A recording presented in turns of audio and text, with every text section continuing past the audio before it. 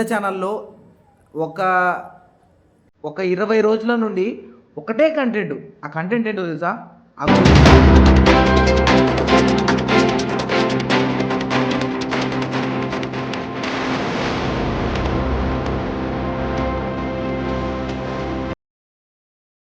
Hi friends, welcome to my channel. అసలు phone open చేసి news చూద్దామంటే ఒకటే న్యూస్ దాదాపు 2 పెద్ద ఛానళ్ళు ఆ న్యూస్ కోసమే ఫాలో అవుతున్నారు. ఆ 2 పెద్ద ఛానళ్ళు ఏంటో కూడా మీకు చెప్తాను. ఆర్టీవీ ఒకటి, బిగ్ టీవీ ఒకటి, 2 చాలా పెద్ద ఛానల్స్. అంటే ఎక్కువ సబ్స్క్రైబర్స్, దగ్గర 3 మిలియన్ సబ్స్క్రైబర్స్ ఉన్నారు. అలాంటి పెద్ద ఛానల్లో ఒక 20 రోజుల నుండి ఒకటే కంటెంట్. ఆ కంటెంట్ ఏంటో తెలుసా? అఘోరి. అసలు ఈ అఘోరి మనకి ఎప్పుడు ఇంట్రడ్యూస్ అయిందంటే ఒక 1 ఇయర్ అవుతుంది. దాదాపు లాస్ట్ ఇయర్ 2024 జూన్ టైంలో అయితే మనకి ఇంట్రడ్యూస్ అయింది. అసలు మనం అఘోరి అంటే మనకి పెద్దగా తెలియదు, ఎందుకంటే అఘోరాలు ఉంటారు, వేరే ప్లేస్లో అఘోరాలు ఉంటారు అని తెలిసే, కానీ అఘోరి అనే క్యారెక్టర్ అయితే మనకు తెలియదు. కానీ అసలు ఈ అఘోరి వచ్చిన 4 నెలల దాకా ఈ అఘోరిని పూజించడం, నిజంగా సనాతన ధర్మం గురించి, సనాతన ధర్మాన్ని కాపాడడానికి, సనాతన ధర్మ పరిరక్షణ కోసం వచ్చింది అని చెప్పేసి చాలామంది అనుకున్నాం, రెస్పెక్ట్ ఇచ్చినాం, గౌరవం పెరిగింది. అంటే అఘోరాలు అంటేనే చాలా నిశ్చితతో ఉంటారు, చాలా క్లిష్టంగా ఉంటారు వాళ్ళు అని చెప్పేసి చాలా రెస్పెక్ట్ ఇచ్చినాం. కానీ అసలు ఈ అఘోరి నిజంగా హిందూ ధర్మానికి ఒక మచ్చ తెస్తుంది. ఈమె సనాతన ధర్మాన్ని కించపరిచే విధంగా ఈమె చేస్తుంది. నిజంగా అసలు హిందువులందరూ అలర్ట్ అవ్వాలి. హిందువులందరూ కాదు, భారతదేశం మొత్తం అసలు ఇలాంటి వాళ్ళని దగ్గర కూడా తీసుకురావద్దు. అసలు ఈమె ఏం చేసింది అంటే వచ్చింది, నేను అఘోరి అని చెప్పింది. స్టార్టింగ్ లో వీడియోలు చేసి పౌడర్ స్మెల్ వస్తుంది, నా దగ్గర వస్తుంది, అది విభూతి స్మెల్ వస్తుంది.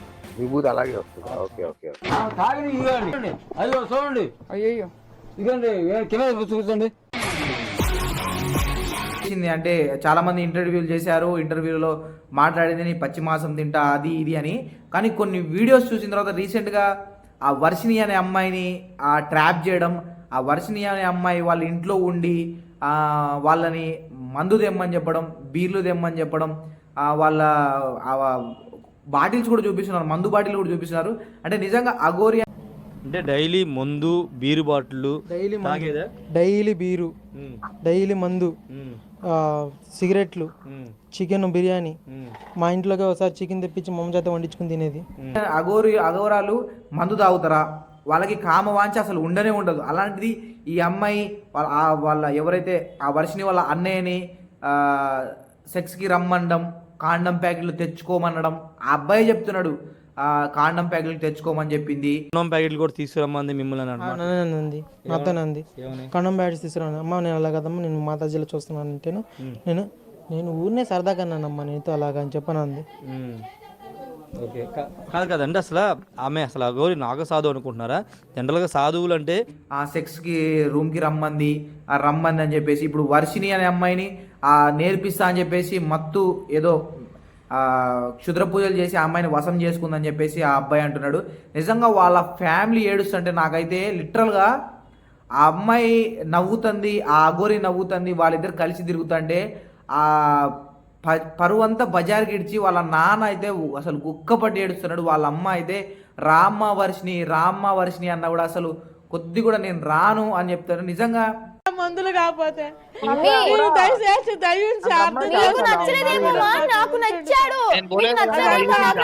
నేను ఇష్టపడ్డాను, మరి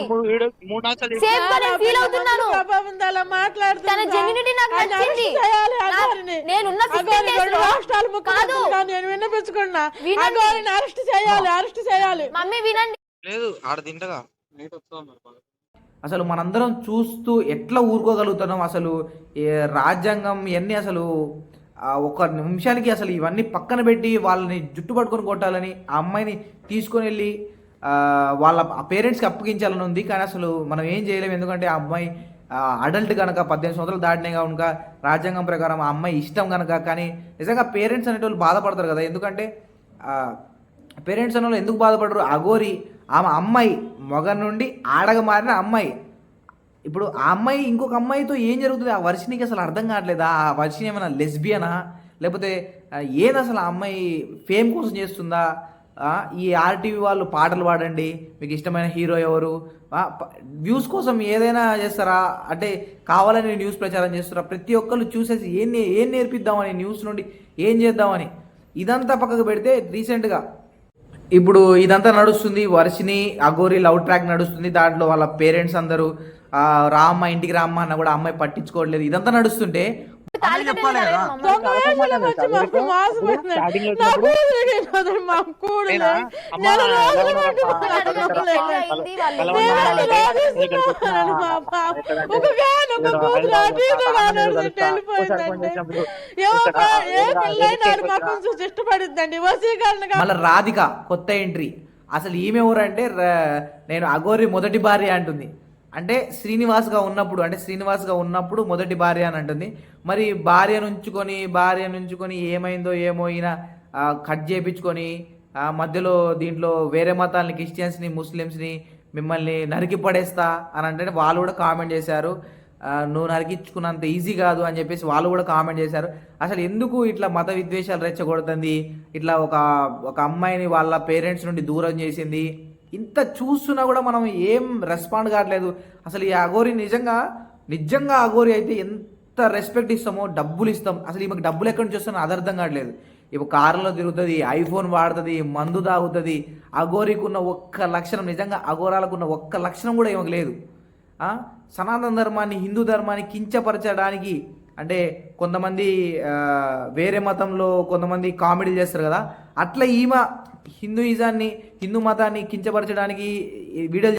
కానీ ఎవ్వరూ రెస్పాండ్ కాకపోతే ఈమె లాంటి వాళ్ళని అసలు మన 2 తెలుగు రాష్ట్రాల నుంచి బహిష్కరించకపోతే రాను ఇంకా తయారవుతారు. ఇంకా కొత్త వాళ్ళు వేషాలు వేసుకొని, డబ్బుల కోసం వేషాలు వేసుకొని, ఫేమ్ కోసం, సోషల్ మీడియాలో ఫేమ్ కోసం వేషాలు వేసుకొని వస్తున్నారు. శశి టీవీలో చూడండి, ఒక ఇంటర్వ్యూ, ఒక అమ్మాయి కొత్త వాళ్ళని ఈ వేషాలు వేసుకొని వచ్చి కూర్చోబెట్టి వాళ్ళ దగ్గర వ్యూస్ కోసం, అంటే డిఫరెంట్ లిప్స్టిక్ వేసి నీ దయ్యం పట్టిందా ఊగు అని చెప్పి. ఇదంతా ఎందుకంటే ఇదంతా మన మతాల్ని మనమే కించపరుచుకుంటున్నట్టుంది. నాకు నిజంగా బాధేసి వీడియో చేస్తున్నా. చాలామంది మన సిగ్నేచర్ స్టూడియో, నేను వీళ్ళ పేర్లు ఎందుకు తీస్తున్నా అంటే సిగ్నేచర్ స్టూడియో, ఆ సిగ్నేచర్ స్టూడియోలో ఒక్క న్యూస్ కంటెంట్ ఉండదు. ఏంటంటే ఒక ముస్లింని తెచ్చడం, ఒక క్రిస్టియన్ని తేయడం, ఒక హిందూని తేయడం, కూర్చోబెట్టడం, గొడవలు పెట్టుకోవడం. ఎవడైనా గొడవలు కాకుండా సామరస్యంగా ఉండడంకో వాడిని నెక్స్ట్ పిలవరు.